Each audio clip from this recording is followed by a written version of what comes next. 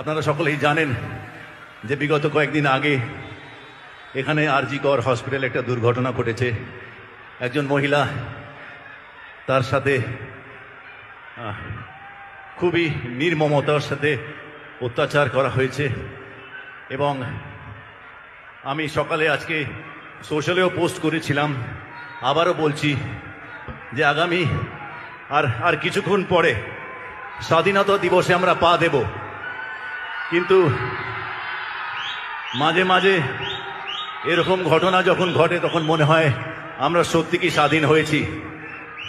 তো তাই আমাদের হাতে যতটুকু আছে, আমরা এখানে উপস্থিত যারা আছি তারা সকলেই সেই মহিলা, তার পরিবারের প্রতি, তার আত্মীয় পরিজনের প্রতি আমরা যদি তার পরিবারের শান্তি কামনার জন্য, আমাদের রাজ্যের শান্তির কামনার